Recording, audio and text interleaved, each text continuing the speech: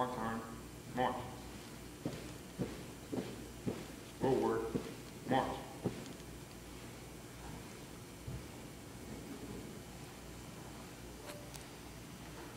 Unreal. March.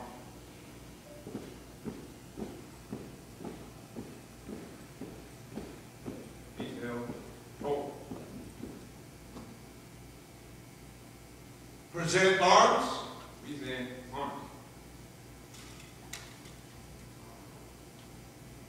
In a rifle pit on the brow of a hill near Fredericksburg were a number of Confederate soldiers who had exhausted their ammunition in a vain attempt to check the advancing column of General Hooker's finely equipped and very disciplined army, which was advancing the river. To the relief of these few came the brigade in double quick time. But no sooner had the soldiers entrenched themselves than the firing on the opposite side of the river became terrific. A heavy mist fell and obscured the scene. The Federal soldiers poured a merciless fire into the trenches. Soon many Confederates fell.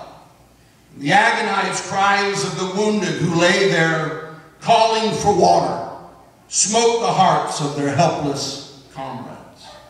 Water! Water! But there was none to give. Canteens were empty. Boys, exclaimed Nathan Cunningham, a mere lad of 18, the color bearer for his regiment, I can't stand this anymore. They're calling for water, and water they must have. So give me your canteens, and I will go for some. So carefully laying the colors, which he had borne on many a field, in a trench, he seized some canteens and leaping into the descending mist soon was borne out of sight. Shortly after this, the firing ceased for a while, and an order came for the men to fall back to the main line.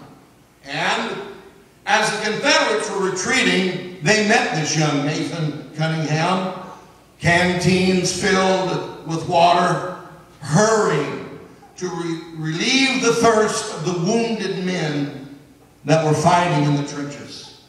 He glanced over the passing column and saw that the faded flag, which he had carried so long, wasn't there. The men, in their haste to obey orders, had forgotten the colors. So quickly this young boy sped to the trenches, intent now not only on giving water to his comrades, but on rescuing the flag, and so doing to save the honor of his regiment. His mission of mercy was soon accomplished. The wounded men drank freely. The lad then found and seized his colors and turned to rejoin his regiment. Scarcely had he gone 3 paces when a company of Federal soldiers appeared, ascending the hill. Halt and surrender, came the stern reply, and 100 rifles were levied at the boy's chest. Never, while I hold the colors, was his firm reply. The morning sun, piercing with lurid glare through the dense mist, showed the lad proudly standing, with his head thrown back and his flag grasped in his hand, while his unprotected chest was exposed to the fire of his foes. There was a long pause. Then the Federal officer gave the command, "Back with your pieces, men. We can't shoot this brave boy." And Nathan Cunningham, at 18 years old, with colors flying over his head, passed on and joined his regiment. And his comrades in arms still tell with pride this brave deed. And